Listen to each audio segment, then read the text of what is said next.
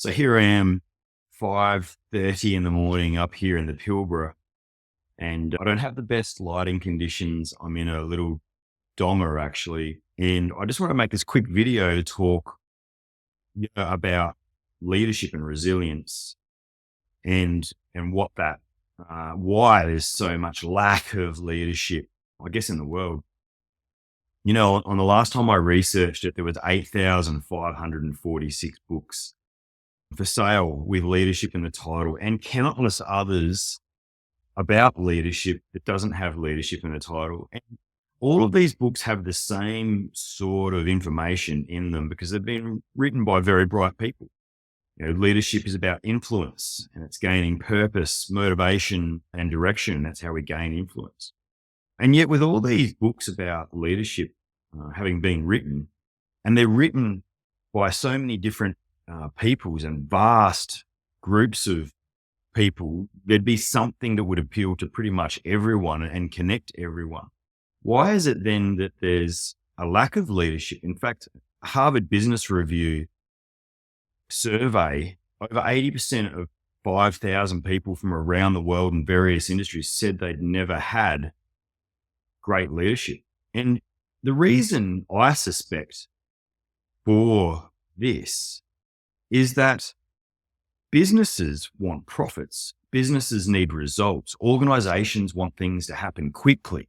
And those 8,546 books, the recipes around leadership that you can read, they're all about relationships, and relationships take time. It's like having plants in your garden. You have to water the plants, you have to fertilize them, they need sunlight. It takes time. It's not instantaneous. And in a world of instant gratification and results, people no longer feel the need to take things slow. And so we need to start to learn to lead fast because of the pace of this volatile, uncertain, chaotic, and ambiguous world that we live in.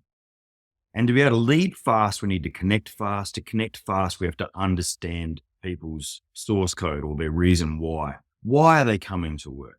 What are they spending their extra discretionary funds on? What are they thinking about outside of work or in work that's getting them to that place where they're happy, where their cup is filled?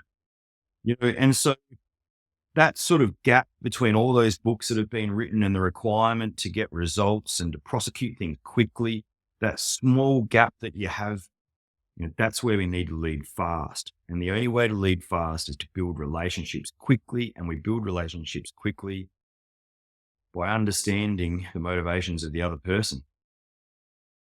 That's it. I'm about to walk out the door and run some more leadership training for a large multinational mining company up here. And today we'll be discussing invisible backpack. And those are the things that people have in their backpacks that perhaps are things that happen in the last 24, 48 hours, or those life events that are profound.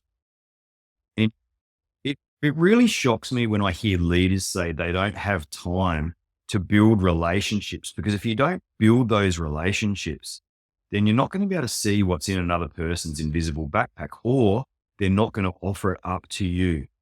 And also, if you don't have time as a leader to build relationships, then ultimately what happens is you don't create a psychologically safe space.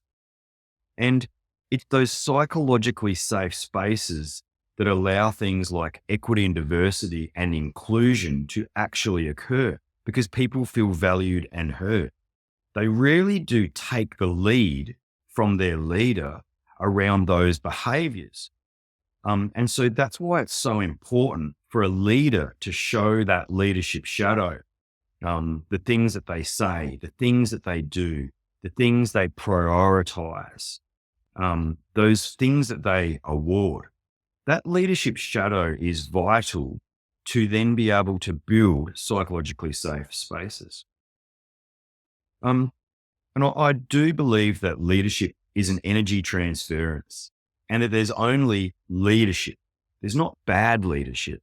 As soon as I hear bad leadership, it's something else. That's no longer leadership. And an organization's values should be the center point and pivotal to the skills that a leader then demonstrates through those shadows. They should be living and breathing the values of the organization that they're in. I'm really passionate about that. I think that's something that's way overlooked, and that values just become these words that are written on a fancy Canva post. But actually, the values have to be intrinsically motivating to the human that's leading the other humans. That's it. I'm going to go and watch the sunrise.